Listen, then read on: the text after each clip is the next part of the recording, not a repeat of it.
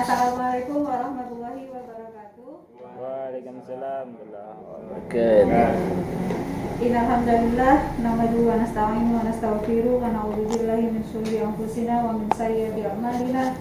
May yahdihillahu fala mudilla lahu wa may yudlil fala hadiya lahu.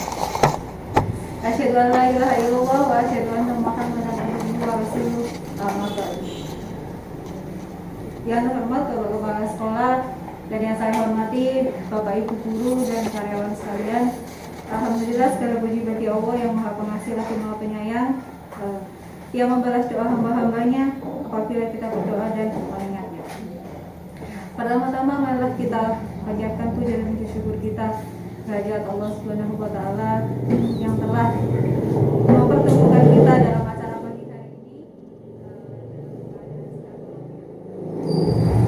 Salawat serta salam tak lupa kita haturkan kepada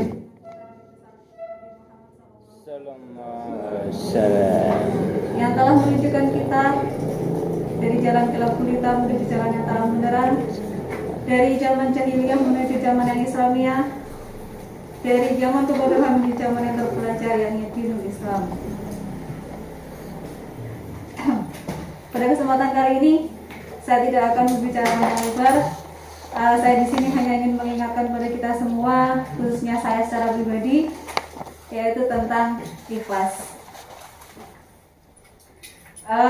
Mohon maaf sebelumnya kalau saya bawa kepean dan saya mengambil materi ini dari web Suara Muhammadiyah. Jadi moga Bapak Ibu kalau ngersake materi lengkapnya bisa langsung ke web Suara Muhammadiyah. Bapak Ibu guru yang saya hormati, sebelum membahas tentang ikhlas, sebagaimana kita tahu bahwa ada salah satu sifat warisan iblis yang kadang tumbuh dan menelusup di hati kita tanpa terasa. Sifat warisan iblis itu adalah rasa sombong. Rasa sombong itu kadang menyelinap di hati kita sesaat setelah kita berbuat baik. Betul apa benar? Apa? Tumbuhnya keinginan di hati supaya diakui sebagai orang yang paling baik ataupun paling soleh inilah bisa dikatakan sebagai bibit dari rasa sombong itu. Nah, untuk membunuh tumbuhnya bibit kesombongan ini, para ulama kita menasehati agar selalu ikhlas dalam berbuat segala hal. Semua perbuatan kita hanya diniatkan untuk Allah, bukan untuk menerima pujian dan penghargaan dari makhluk. Dipuji atau tidak, diketahui orang atau tidak, kita harus tetap berbuat baik. Jadi sesungguhnya apa sih ikhlas itu? Bapak Ibu guru yang dirahmati Allah, konsep ikhlas dapat dikatakan sebagai sesuatu yang penting dan mendasar dalam ajaran Islam. Sebab kita tahu bahwa syarat diterimanya amal adalah harus dilandaskan pada iman dan dilakukan atas dasar keikhlasan. Tanpa keikhlasan, semua amal dapat dikatakan sia-sia. Menurut Syekh Abu Ali Al-Jokok, keikhlasan adalah menjaga diri dari campur tangan makhluk, sehingga orang ikhlas tidak akan bersifat riya. Senada dengan hal itu, menurut Zunnun Al-Misri, tanda keikhlasan itu ada 3, yaitu yang pertama, manakala orang yang bersangkutan memandang sama antara pujian dan celaan dari manusia. Yang kedua, melupakan amal ketika beramal, dan yang ketiga, mengesampingkan haknya untuk memperoleh pahala di akhirat karena amal kebaikannya. Dari sini kita menjadi tahu bahwa ikhlas itu kata yang mudah diucapkan tetapi sulit dilaksanakan. Oleh karena itu, sebagai manusia, kita harus belajar dan membiasakan diri menjadi orang yang selalu ikhlas atau mukhlis. Dalam tafsir Maudhu'i yang disusun oleh Balitbank dan Diklat Kemenag RI, setidaknya ada 3 langkah menuju ikhlas, yaitu yang pertama, melupakan segala perbuatan baik kita. Kedua, menyadari segalanya adalah milik Allah Subhanahu wa taala.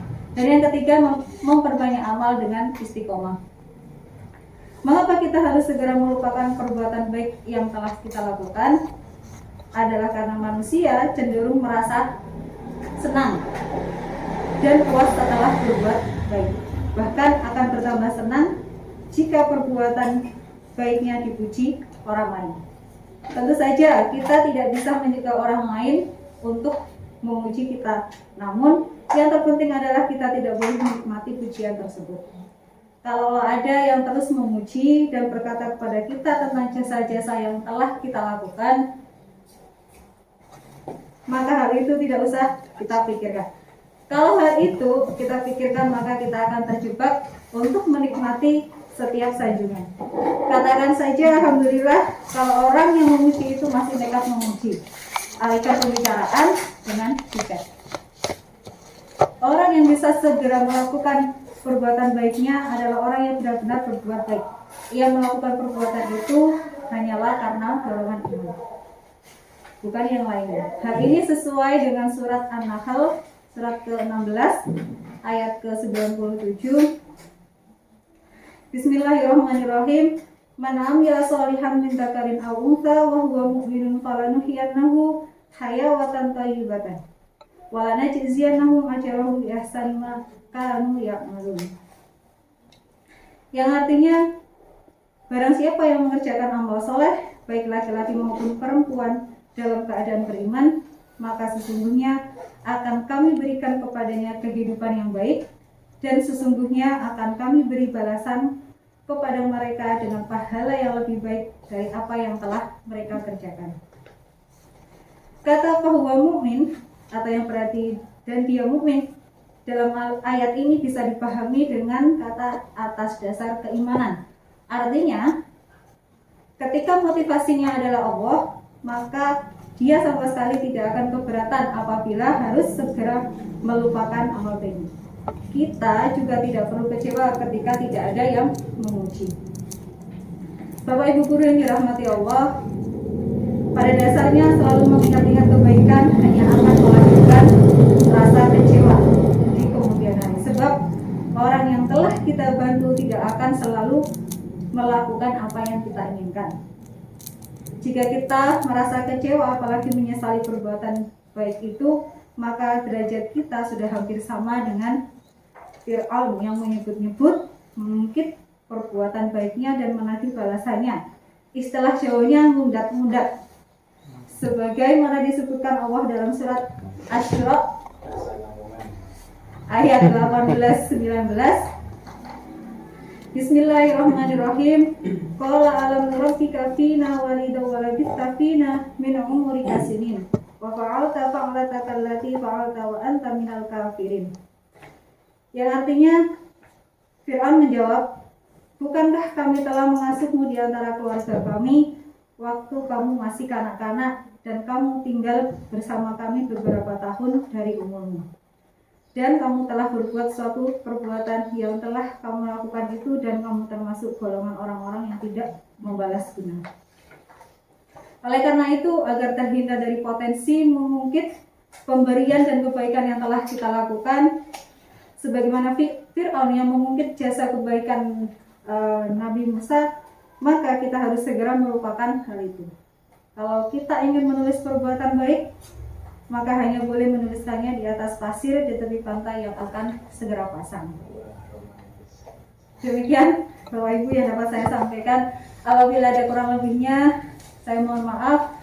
Apabila ada kekurangan, murni datangnya dari saya. Apabila ada kelebihan, itu hanya dari Allah Subhanahu wa Ta'ala. Semoga apa yang dapat saya sampaikan bisa memberikan manfaat untuk kita semua. Amin. Wassalamualaikum warahmatullahi wabarakatuh. Waalaikumsalam warahmatullahi wabarakatuh.